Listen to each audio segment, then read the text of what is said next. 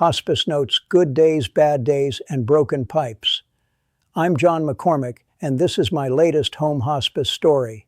It's the 6th in the Last Deadline series. My aim here is to help people prepare for going into home hospice or help a relative or friend stay out of the hospital. There are good days and bad days, then some really bad days. Broken pipes didn't help, but a good friend really did. We had a trickle of trouble. On Tuesday, when Beth went to wash dishes, she found there was only a trickle of water. So I powered up my electric wheelchair, the manual one is too difficult to use now, and went to the basement door.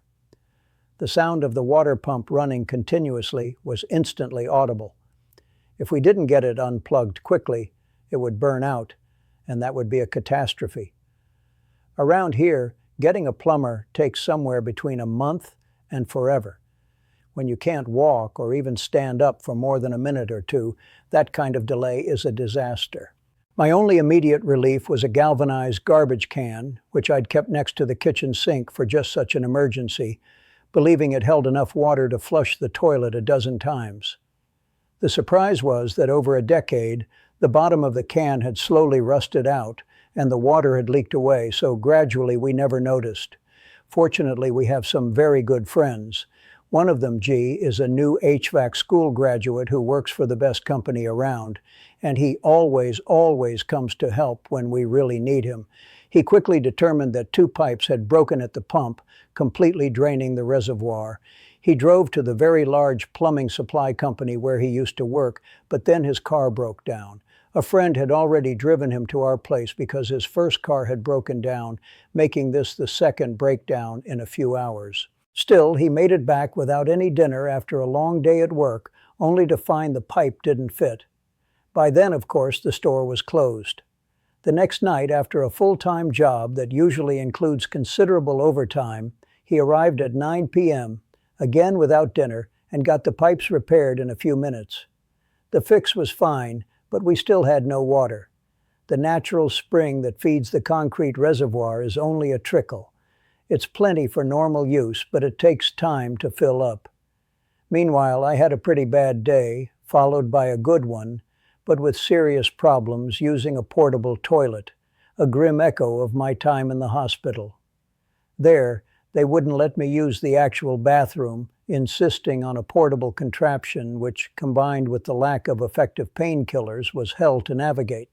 At least at home, I wasn't presented with 3 meals a day loaded with sugar. I am diabetic, and they knew that at the hospital, so why I got meals with ice cream, sugared fruit, and pudding, I have no idea. All I had one lunch was a bit of lemon in tea. Of course, the nurse marked down that I wasn't eating. I wasn't, because I don't eat those things without my diabetic medicine, which they didn't seem able to provide. I often have days when I simply have no appetite, even with pain and anti-nausea pills. I have to force myself to drink enough liquids just so I don't end up back in the hospital for massive amounts of fluid delivered intravenously. Often now I'm finding strength in routine. I mostly eat cold cuts and no longer make bread at home. I know it's not ideal food. For decades I seldom ate anything from the deli section, but now a French roll and a couple slices of cotto salami is about all I can face. The other day, for the first time in a month, I was having a good day and filled up the bread maker. I don't like the texture from the machine, so I only use it to mix and for the first rise. I recently learned that setting the microwave to warm for up to 10 minutes proofs the dough as well as an hour in a warm room. It's a small victory. These days I often make either one very large sandwich or 2 at a time. When I am simply too weak to even think of making a meal, I have a sandwich ready in the fridge. Often those 2 sandwiches are all I can eat for 2 days. A couple of times a week I break several eggs into a Teflon pan already with melted butter, salt and pepper, add some half and half and make some scrambled eggs. If it isn't too hard to find, I often put in some cornstarch and use a wire whip. I can eat up to 4 and seldom eat more than that day. I never seem able to make tea or coffee in the morning these days, but I sometimes put some fresh ground coffee in a French press with cold water overnight. Thankfully, good friends and small victories help to make up for down days and broken pipes. Thanks for listening. This story is part of my Last Deadline series, Reflections from a Journalist Writing Through His Final Chapter. You can find the series at newsblaze.com.